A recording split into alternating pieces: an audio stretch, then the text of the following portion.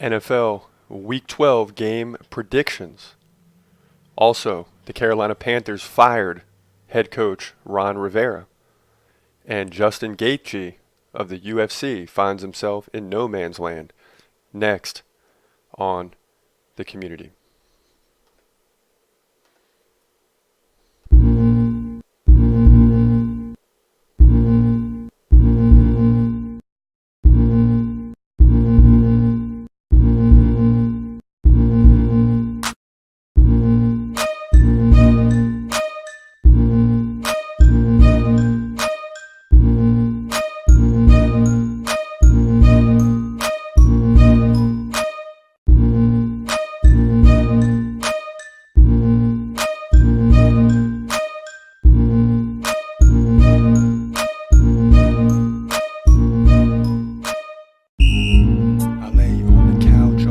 So what? I dance at the club all night, so what? I make my money how I please, so what? So what? So what? So what?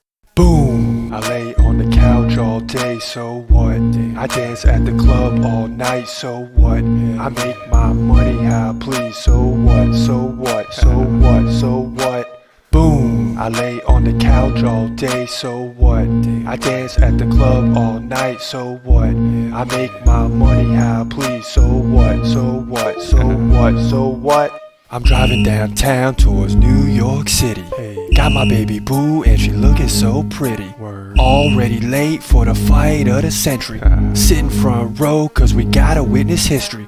McGregor walk into the cage, I'm feeling so tipsy. Saw him pre-fight, he said, who's coming with me? Bet on CM or you looking kinda silly. Dropping everything, I'm about to make a milli. Yeah, forget what you heard. If it don't make sense, then it sounds absurd. Screw all the haters, cause the view is so blurred. Make your money how you please, that's my word. Boom! I lay on the couch all day, so what? I dance at the club all night, so what? I make my money how I please, so what? So what? So what? So what? Boom! I lay on the couch all day, so what? I dance at the club all night, so what? I make my money how I please, so what? So what? So what? So what? The fight is over, now we going to the club. Popping champagne cause I ain't no scrub. I got so much I can fill up a tub. And I'm calling off work, I'm gon' need a sub. Boom, boom, I got some whiskey. Profit is preferred cause McGregor made history. He's back in the cage, now there's no need to worry. Dropping his opponent who they might need to bury. Oh yeah, I love this son. UFC is always so fun. Staying up late till the party is done. Oh my god, up comes the sun. Boom! I lay on the couch all day, so what?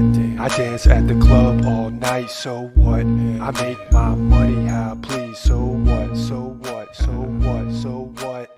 Boom! I lay on the couch all day, so what?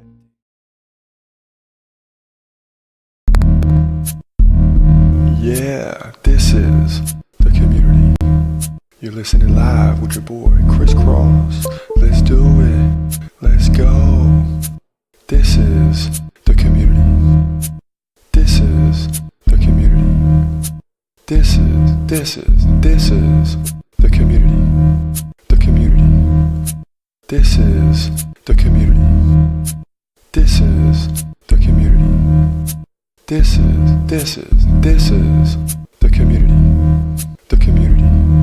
UFC at its height, UFC at its height, yeah. UFC at its height, UFC at its height, yeah. UFC at its height, UFC at its height, yeah. UFC at its height, UFC at its height, yeah. This is The Community. This is The Community. This is The Community. The Community. This is The Community. This is The Community. This is The Community. The Community. Welcome to the community. I'm your host, Chris Cross, and I could not wait for the show to get started today. A very important topic to discuss, and that's the firing of Ron Rivera by the Carolina Panthers. When I posted our video yesterday on our YouTube channel, I just basically broke the news. Well, not myself, of course, ESPN broke the news first, but I discussed the firing of Ron Rivera and his record and what he's done for the franchise over the last 9 seasons. But as I looked into things in more detail, the question quickly developed: were the Panthers right to fire Ron Rivera? And it's a good question. If you're a Carolina Panthers fan, you're deeply invested in this decision. If you're a football fan in general, you probably have your own thoughts on this topic. But when I started looking at the record and what Ron Rivera has done, how many coaches in the NFL have been with their team for 9 seasons? Not many. I mean, Bill Belichick, to name one of just a few. The NFL has a serious problem with head coaches in terms of bringing them in for 1, 2, 3 years, and then they're gone if they don't win right away. So when you have a guy that's been with a team for 9 seasons, he deserves some type of respect. And the fact that the Carolina Panthers and David Tepper, most specifically, decided to get rid of him in the middle of the season, or at least late in the season, after 12 games, 3/4 of the way through, it's very disrespectful to what Ron Rivera has done for the franchise. This isn't a guy who had a losing record. He had a winning record. Now, he struggled over the last 2 seasons, and we'll talk about that more, but that's because Cam Newton suffered a shoulder injury last year and now has been out most of the season this year with a foot injury. So what coach in the NFL is going to have winning seasons with their star quarterback out? Your job is just to hang on until you can get him back, or decide to move on without him and restructure the offense and bring in a new quarterback. So obviously the Carolina Panthers have struggled. And let's take a look at what Ron Rivera has done throughout his career with the Carolina Panthers. If you look, in 2011 and 2012, he came in and had losing records. 6-10, 7-9. Most coaches don't make it past that. But then as you continue to look down, 2013 comes back with a big 12-4 record. 2014 they falter a little bit, 7-8-1, just an average season. Then he comes back again, 15-1. Then they falter again, 6-10, but he comes back at 11-5. And again, the last 2 seasons they've struggled, but mostly due to Cam Newton not being 100%. If you remember last year in 2018, they started out pretty well before Cam Newton got hurt. And he's been hurt most of the year this year, and they're not like a 2-10 team. They're 5-7. And they got a Tampa Bay Buccaneers team this week that they can beat. Ron Rivera in his 8.5, 9 seasons has 3 division titles, 1 NFC championship, which obviously means he had a Super Bowl appearance. David Tepper, the new owner, took over last year in 2018, so he has a short-term memory. It's not what have you done in the past, it's what have you done for me lately. So since David Tepper has taken over, the Panthers have struggled just a little bit. Not a lot, just a little bit.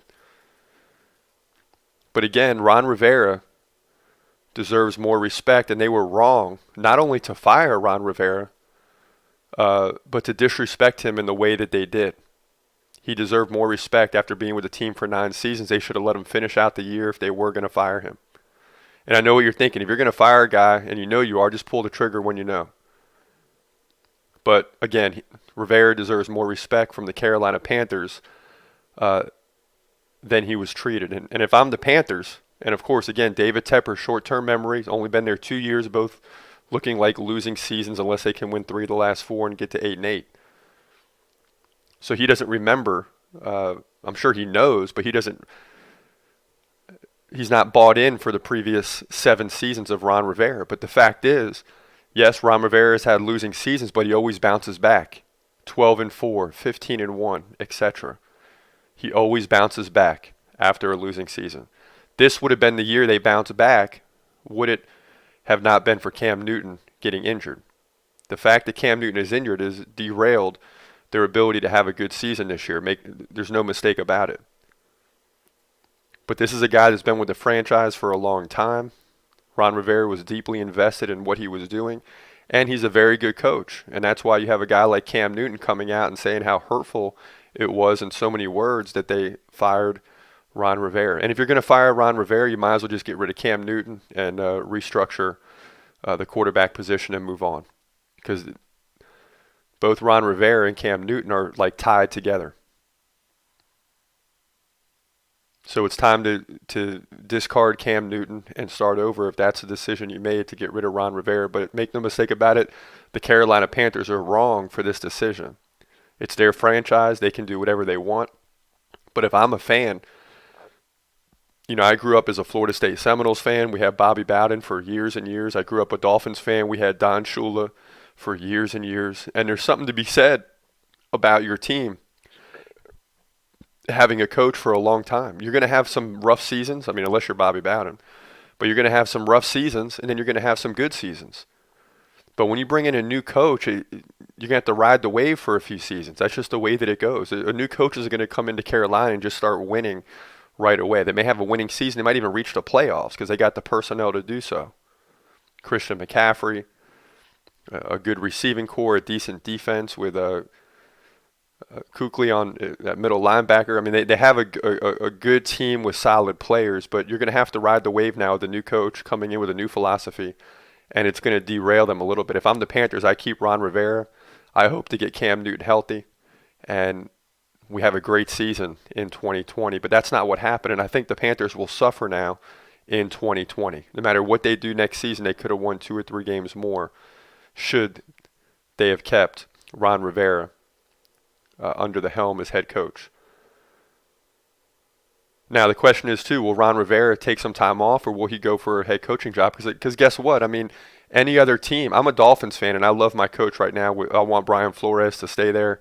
So don't misunderstand what I'm saying. But if the Dolphins had a head coach opening, I'll be the first one to say, hey, let's get Ron Rivera all day, every day. I mean, it's a good coach. He's fired up about football. He knows the game. And the fact is, most teams would want him as their head coach. So big mistake by the Carolina Panthers, in my opinion. I'm sure there'll be some people that have different thoughts on this. But if I'm a team, I want Ron Rivera to be the head coach. And if I'm the Carolina Panthers, I would have continued moving forward with Ron Rivera. But they didn't do that. So that's the situation. Moving on in the show here, let's look at some game predictions for week number 12. First and foremost, Thursday night football, it's a big one between the Dallas Cowboys and the Chicago Bears, 2 teams that are 6-6. And of course, this game is much more important for the Cowboys, who are still leading the division at 6-6. The Miami Dolphins gave them a lot of help last week in beating the Eagles. They still have a 1-game lead over the Eagles, but it's going to come down to the final matchup between the Cowboys and the Eagles. So if the Cowboys can get a little bit of a lead and get this thing to 2 games, the Cowboys-Eagles game will not matter. But right now they're up 1, and that game is looming large later in the season. Very important game for the Cowboys, but it's in Chicago. And the question is, can the Cowboys get the job done? And I believe they will. I think the Cowboys will win this game. They're going to have to give the ball to Zeke Elliott a lot and find Amari Cooper when they can. But I think Zeke goes off in this game with about 140 to 150 yards rushing, 2 or 3 touchdowns. Remember I said that. And the Cowboys win this game 27-20 on the road and a big victory. The Bears, coming off a win against the Lions, are charged up back to 500 and still ever slightly in the playoff race and need to get a win here too. So you're going to have 2 desperate teams, and this is a great Thursday night football game of desperation. Moving on to important games on Sunday, and there's some big ones. First, the Ravens travel to Buffalo. The Ravens 10-2, winning 8 straight, take on the Bills at 9-3, and this is going to be just a very good game. But this is going to be the beginning of the troubles for the Buffalo Bills with their schedule now against the Ravens, the Patriots, and they got one other tough team here, 3 in the last 4. And I think the Bills will finish 10-6 on the season and still go to the playoffs for the second time in the last 3 years. But the Ravens will win this game, not easily, but win this game likely 27-17 or somewhere around there. Ravens a 5.5-point favorite, but should push that spread just a little bit. And if I'm a betting man, I'll put my money on the Ravens, the over, and go ahead and take the negative 5.5 points that I have to give up to the Bills, even though it's on the road. Another important game, 49ers versus Saints. And this is going to have big implications not only for the NFC West, but also for the number 1 seed in the NFL playoffs. Both teams 10-2. You also have the Seahawks right now leading the division, even though they're tied with the 49ers. They beat them head up. Both the 49ers and Seahawks control their own destiny at this point with 4 games to go. But in this game, I think it's just too important. I mean, the 49ers have done too much starting the year 9-0, dropping 2 of the last 3. They've just done too much to give up the NFC West and to give up a potential number 1 seed. They're going to beat the Saints here on the road, but beating the Seahawks at home will be another question. However, if the 49ers want home field advantage throughout the playoffs in a place that nobody wants to go to in the playoffs, one of the loudest stadiums, raucous crowd right now, the home crowd of San Francisco is probably the best home crowd in all of football right now. So it's important for the 49ers to win this game, and they will because of that. This is a 1 p.m. game on Sunday in New Orleans. The Saints are a 2.5-point favorite, but I just don't see that happening. I'll take the 2.5 points and take the 49ers because they are going to win on the road, move to 11-2.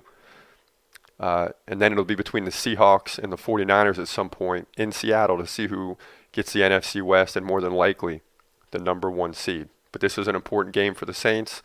They got to win too, so this is probably the game of the week. Make no mistake about it, 2 10-2 teams. But I'm going with the San Francisco 49ers. A couple other big games. The Chiefs 8-4 travel to New England 10-2. New England has to get a victory. You're going to have a tough Chiefs team coming in with a lot to play for, but still the Patriots will win this game 31-17 over the Chiefs. And Tom Brady, with all the boo birds out right now, has something to prove. And it's amazing that the Patriots could be 10-2, but people talk of Tom Brady sliding, struggling, things of that nature. I mean, only the Patriots could be 10-2. And people say they're struggling, but that's just that's just what the Patriots have on their shoulders, going to Super Bowl after Super Bowl after Super Bowl in the last 10 to 15 years, missing a few here and there, but they're there almost all the time, and they have a lot on their shoulders. This will be a 4:25 Eastern game in New England, and New England will win 31-17 over the Chiefs. Another big game, Seattle traveling to the Rams. The Rams 7-5 still have an outside chance of making the playoffs. This will be a Sunday night game, 8:20 in LA, and I think the Rams win this game. Seahawks very good, proven themselves both at home and on the road. They're 10-2, but the Rams win this game. San Francisco wins their game, and San Francisco retakes the number 1 seed and the NFC West all in just a few hours on Sunday. But look for the Rams to win a close one here, a nail-biter. I'm going to say 27-24 Rams. And right now, Seattle's just a 1-point favorite on the road, and that's because the Rams are desperate for a win here, going to the Super Bowl last year, and now all of a sudden they're struggling at 7-5, but a win here moves them to 8-5, and a couple more wins, a 10-6, 11-5 season potentially could propel them into the playoffs and give them an ability to maybe win, sneak up on somebody and win a wild card game. That wraps it up for the big games this week. You do have a Monday night game between the Giants and the Eagles. That's big for the Eagles. It'll certainly depend on what the Cowboys do, but either way, the Eagles need to win this game to stay in the race for the NFC East. They cannot afford for the Cowboys to win and themselves to lose, and they're going to respond well here at home and move to 6-7 against the Giants. Big rivalry. I went to this game probably 8 to 10 years ago, And I'm going to tell you now, the Philadelphia fans, regardless of the record, they know they still have a chance at the division. It's not like the Cowboys. They're going to be fired up after losing to Miami last week, and they're going to put a hurting on the Giants this week. Look for this score to be like 41-10. It's going to be a blowout. And the Eagles will erase a 9.5-point spread that they're giving up to the Giants and will win this game easily by 20 or 30 points. But that wraps up the game predictions here for Week 12. We'll see how correct we are. When we come back from this break, we'll talk about Justin Gaethje sitting in no man's land and what that means in its entirety. Stay tuned. We'll be right back after this.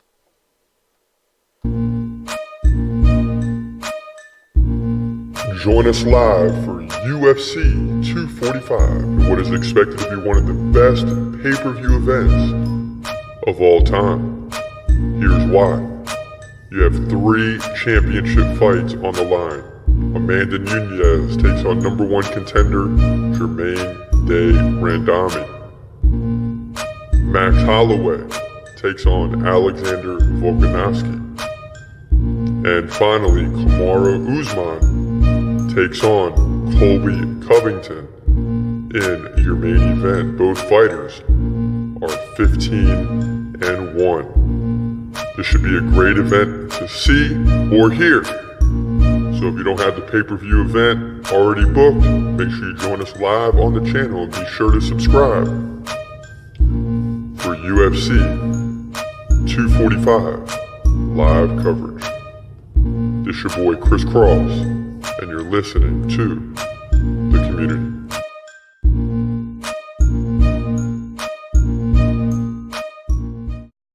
Are you guys talking about Marty's hair? He's got 30% of his hairline left. Isn't that disgusting? Let's talk about that lazy eye. Donald Trump's putting all the people in America back to work. Unemployment's at an all-time low. Let's switch it up. Put that lazy eye back to work. Shut up. Let me talk. Shut up.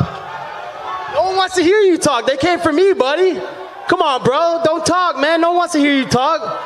Every time you talk, a pay-per-view goes out the window. Shut up. No one wants to hear you talk, bro. You're boring. No one gives a fuck about you. Shut up. No one gives a shit, man. Not even your daddy. But don't worry, I'm going to be your daddy on December 14th. Those similarities ended. You know, he's taking my sloppy seconds. I beat everybody he beat, but I beat him before he beat him. So he had to come pick up the carcasses off the dead bodies that I left. So, you know, he's not impressive. He sucks at fighting. And December 14th, I'm going to expose him. And let's be honest, this is only a big fight because I made it a big fight. I could care less about this fight. The only reason I'm taking this fight is because Dan Lambert wants this fight. I'm Dan Lambert's professional hitman. The UFC that you've seen as competitive. Emil Mick, you barely beat that guy. He sucks. You gassed out in 3 rounds. Who? Exactly, Emil Mick, a guy that nobody cares about. You gassed out in 3 rounds. Listen, gassed out. Bottom line is, everybody knows you're on. Everybody thought my last fight was going to be competitive. $25,000 if you could pee in a cup right now and it passes. Put your money up. I will. I'll put it up right now. Bring it out. Pull it out. I'll put it up right now. 25 grand. Is the money sitting in your private jet? It is, buddy. Hey. Oh yeah. I'ma worship ladder, I don't give a fuck. Oh yeah. Fuck you motherfuckers, got a problem with it. Oh yeah. Something about your ways tell me you's a bitch. I'm bouncing up and down in your face like a pogo stick. Boing boing. Preaching about my soldier status, that's what's up. Beep beep. Chilling in my Bentley with my roof up. Beep beep. Cruising down your township, glances staring all the way to the grave. Living life for the mothership. Yeah. His blood dropping, making all the evil go away. Hey. Trusting in your Christ, Yahweh, he don't play. Hey. It's like living life on an island all day. So place your negative ways on display. Hey, tear down the wall. Hey, tear it down. Hey, I only wanna worship one thing, that's his crown. Hey, tear down the wall. Hey, tear it down. Hey, tear it down. Hey, tear it down. Hey, tear down the walls. Hey, tear them down. Hey, I only wanna worship one thing, that's his crown. Hey, tear down the walls. Hey, tear them down. Hey, tear them down. Hey.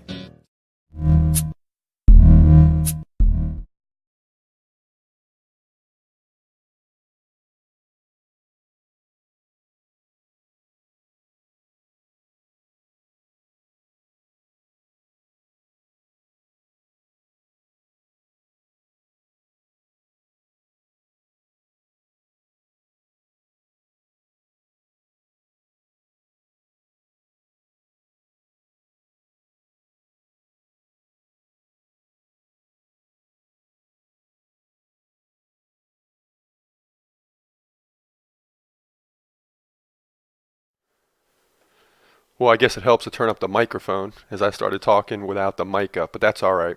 Welcome back to the community. I'm your host, Chris Cross, episode number 111. Justin Gaethje sits in no man's land. And what does this mean exactly? This means that every other top 5 fighter in the lightweight division has a fight coming up but Gaethje. People believe that he's potentially the best option to beat Khabib, other than Tony Ferguson and maybe Charles Oliveira, who himself has something to prove after fighting fighters that are below him and constantly submitting them and beating those opponents by knockout or whatever have you. But he's got a lot to prove and fight better fighters to move up in the lightweight rankings before that happens, because he's a very good grappler, and that's Khabib's strength. But right now, Khabib, Tony Ferguson set up for April. Conor McGregor and Cowboy Cerrone, number 3 and number 5 in the lightweight division, already set up for fights. And everybody in the top 5 of the division has fights coming up, but Justin Gaethje. So he's in no man's land until at least after April. He could potentially be the backup for UFC 249, Khabib versus Ferguson, should one of those fighters get hurt. But he himself has even said in so many words that it's going to be tough to prepare for an opponent that isn't there. You know, if you take the backup position, you got to prepare for both Khabib and Ferguson and get ready. And it's hard to get motivated knowing that more than likely you won't fight, because Khabib Ferguson has been something that's been waited on for years. They were supposed to fight each other roughly 4 or 5 times in the past, and it's more than likely that these two are going to fight. Then after that, you got Ramadan coming up, and I might need some help with this topic because I don't know too much about it. I just know that Khabib will be on ice, will not be able to, I don't know if he can practice, or I think there's some type of fasting that goes on, and some of you could tell me more than I know myself, but I know it's going to put Khabib on ice for a few months, and he will not fight again. Should he retain the title against Ferguson, he won't fight again till the fall, more than likely, because he'll need a good 2 to 3 months to prepare for Gaethje after Ramadan, which is kind of, I believe it's a Muslim tradition of some sort that they have to fast and take some time off. So I'm not sure if he can train. And again, no disrespect to that religion, just I don't know too much about it myself. I just know that Khabib will not be able to do anything for roughly a month, and then he'll need some time to get himself back to fighting shape and prepared to defend his title once again. But Gaethje right now in no man's land has no one to fight. It's not going to help him by taking another opponent below him. So Gaethje is best just sitting and waiting on this fight to be completed. McGregor and Cerrone, that fight, neither of these fighters should leapfrog Gaethje as they're fighting in the welterweight division at 170. It'll still have big implications on the lightweight division, but Gaethje is next in line for the title shot, make no mistake about it. But he has to sit and wait and see how things play out over the next few months, and specifically April, when Khabib and Ferguson jump into the octagon. But Gaethje is the likely next opponent for the winner of Ferguson-Khabib, and if Ferguson wins, then you might have a rematch with Khabib, especially if it's like a decision victory or a close fight that doesn't lead to a knockout or a submission. You would think that Khabib would get a rematch. So Gaethje might be waiting till 2021 potentially, or late 2020 for a championship fight. But at this point in time, unless Ferguson wins and a backup or a rematch is set up, maybe Gaethje fights Conor McGregor next, if that were to happen. But right now, Gaethje is just better off sitting and waiting and staying in no man's land until these things play out over the next few months. So that's a situation for Justin Gaethje. He sits in no man's land currently. And that's today's show. You're listening to the Community Episode 111. I'm your host, Chris Cross. We'll be back with more news tomorrow. We'll get into the NBA a little bit, what's going on. The season is well underway. We're over 20 games now for most teams. And we'll look at some of the top teams in the NBA and discuss more UFC news tomorrow on the community. But have a great day, and may God bless you. Peace. This is the community. You're listening live with your boy, Chris Cross. Let's do it. Let's go. This is the community. This is the community. This is This is the community. This is the community. This is the community. The community. UFC at its height, UFC at its height, yeah. UFC at its height, UFC at its height, yeah, yeah, yeah, yeah. UFC at its height, UFC at its height, yeah. UFC at its height, UFC at its height, yeah, yeah, yeah, yeah. This is the community. This is the community. This is the community. The community. This is the community. This is the community. This is the community. The community.